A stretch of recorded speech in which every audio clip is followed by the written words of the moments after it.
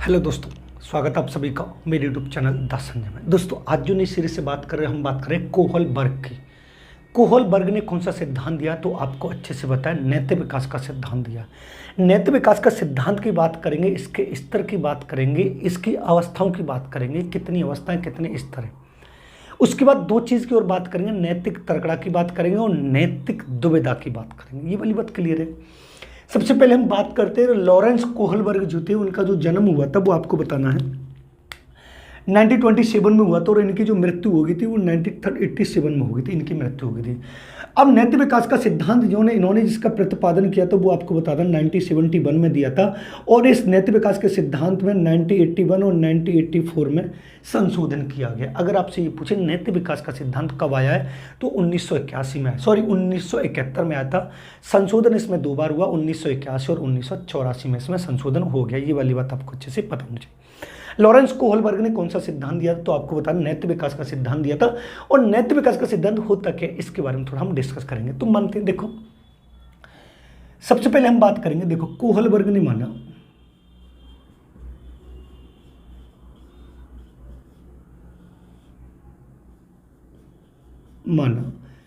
बालक के विकास में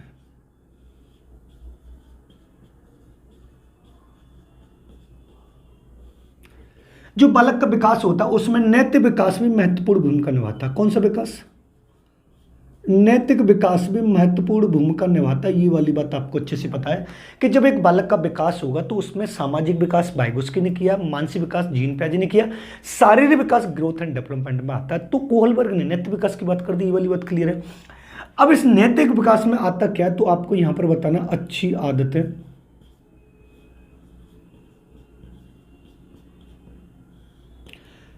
स्वभाव, चरित्र, आपका बात करने का तरीका,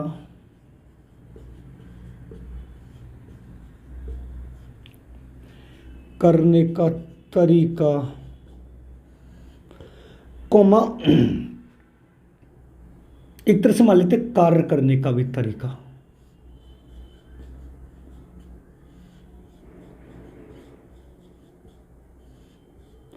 ये सब हमारा उन्होंने क्या नाम दिया है, उन्होंने नाम दिया नैतिक विकास का सिद्धांत दिया लॉरेंस कोहलबर्ग ने। ये वाली बात क्लियर हो गई। जब हम किसी से अच्छी तरह से बात करते हैं, हमारा वार्तालाप अच्छा होता है, हमारा कार्य करने का तरीका अच्छा हो सकता है, मान सकते हैं, हमारी आदतें, हमारा स्वभाव सभी इसमें आता। अब बात यहां पर ही आती है, वो आपसे ये पूछेगा कि नैतिक विकास के स्तर कितने हैं। तो दोस्त आपको स्तर बता देना 3 है। अब आपसे पूछेगा अवस्थाएं कितनी हैं तो दोस्त आपको बता देना 6 अवस्थाएं। अब आपसे यह पूछेगा अन्य अवस्थाएं कितनी हैं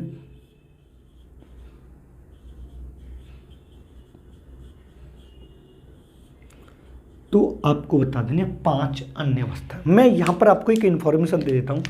अगर किसी भी स्टूडेंट को सीटेट, DSSB, सुपरटेट, NIOS, इनसे संबंधित साइकोलॉजी और पेडागोजी,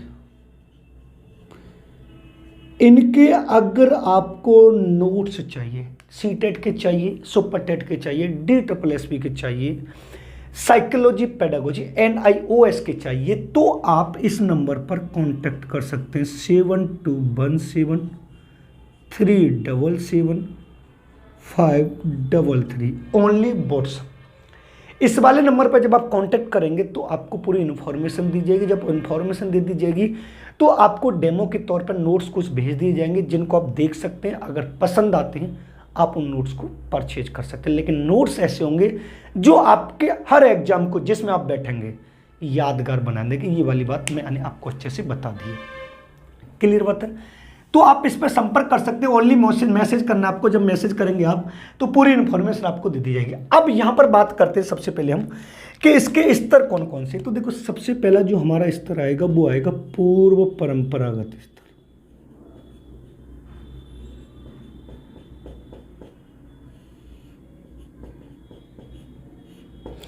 अब पूर्व परंपरागत स्तर के अंतर्गत दो अवस्थाएं आती हैं, अब वो आपको समझनी है। पहली आएगी दंड तथा आज्ञा पालन अभिमुखता।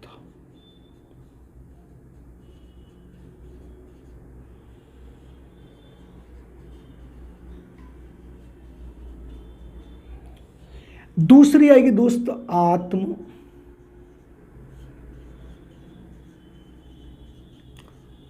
अभिरुचि अभिमुखता, संरक्षण अभिमुखता।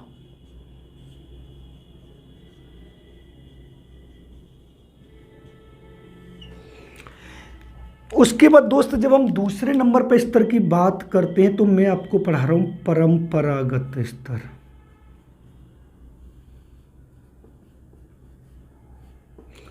इसके अंतर्गत भी दो आते हैं दोस्त, समझना बहुत अच्छे से तरीके समझेंगे। तो आपको बता देना इसमें अच्छा लड़का या अच्छी लड़की,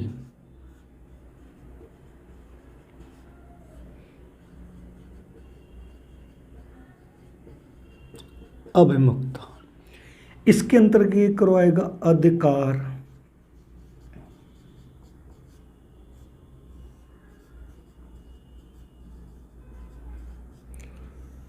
संरक्षण अभिमुखता।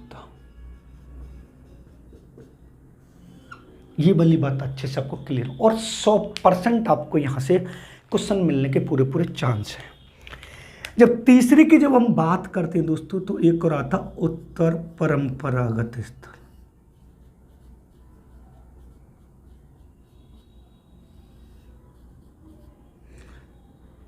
उत्तर परंपरागत स्तर, इसके अंतर्गत भी दो आते हैं। कौन कौन से?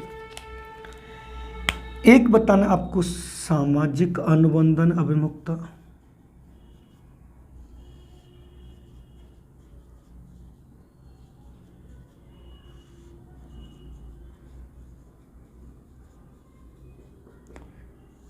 और एक इसमें आता सार्वभौमिक अनुबंधन अभिमुखता।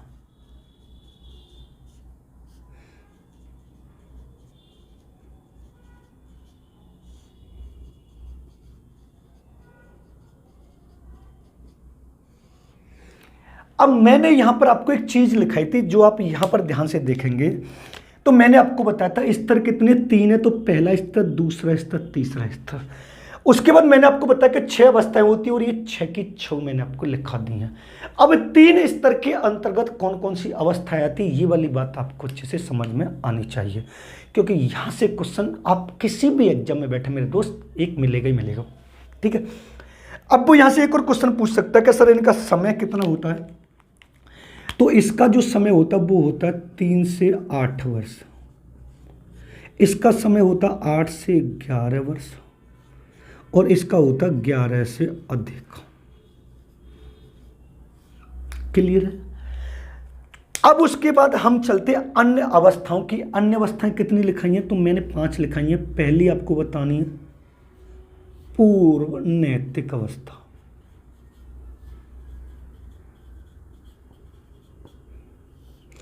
दूसरी आपको बतानी है स्व केंद्रित अवस्था,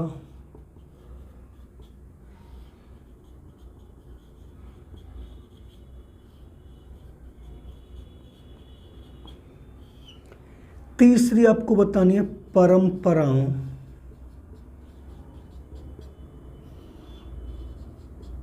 को धारण करने वाली अवस्था, परंपराओं को धारण करने वाली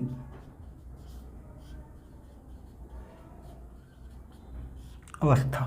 उसके बाद एक आएगी आधारहीन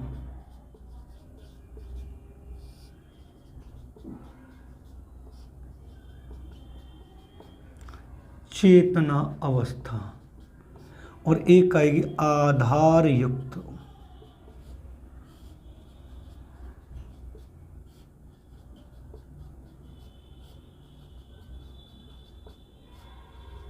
आत्मचेतना अवस्था।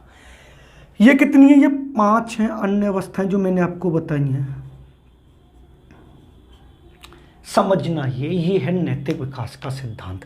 नैतिक विकास के सिद्धांत किसने दिया तो आप अच्छे से बता सकते हैं, लॉरेंस कोहलबर्ग ने दिया है। किसने दिया? लॉरेंस कोहलबर्ग ने दिया है। लॉरेंस कोहलबर्ग का 1927 में जन्म हुआ, उनकी मृत्यु 1987 में हो गई थी। सबसे पहले इसमें जो आया था 1971 में, 81-84 में संशोधन हो गया था। और जो बालक की अच्छी आत्माओं निर्माणों इनका स्वभाव जो करता है वो हमारा कौन सा सिद्धांत कहलाता है तो आपको बता देना नैतिक विकास का सिद्धांत कहलाता है। उसके बाद मैंने आपको ये स्तर बता दिए। पूर्व परंपरागत के स्तर का ये आता है दंड तथा आज्ञा पालन अभिमुखता, आत्म अभिरुचि संरक्षण अभिमुखता। परंपरागत के अंतर्गत ये दो आती हैं, उत्तर परंपरागत के अंतर्गत ये आती हैं। अन्य अवस्था मैंने 5 बताई है। पूर्व नैतिक अवस्था स्वकेंद्रित, परंपराओं को धारण करने वाली, आधारहीन, आत्मचेतना। आधारहीन होता है जिसका कोई आधार न हो, मतलब समझ में नहीं आ रहा कि हम लक्ष्य अपने जीवन में करना क्या चाहते हैं, वो आधारहीन होती है। आधारित तो वो होती है जो हमने पहले से डिसाइड कर रखा है कि हमें ये बनना ही बनना है। क्लियर बात है? बाकी मैंने आपको बता दूं। अब इसके साथ में हमें लॉरेंस कोहलबर्ग ने 2 चीज और दी थी। एक दिया था इन्होंने नैतिक दुविधा,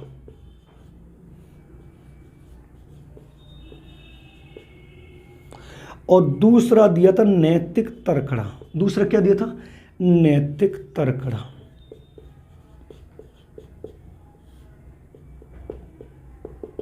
ये 2 चीज और हमें समझने कि नैतिक दुविधा क्या होती है, नैतिक तर्कड़ा क्या होती है। आप समझना, नैतिक दुविधा का मतलब होता है कि जब हम किन्हीं 2 वस्तुओं, 2 विचारों के मध्य सही और गलत का निर्णय नहीं ले पाते, किसी न किसी समस्या में उलझे हुए रहते हैं, वो नैतिक दुविधा कहलाती है। आपने सुना होगा उसमें लॉरेंस कोहलबर्ग के सिद्धांत में हिंज नामक एक व्यक्ति है।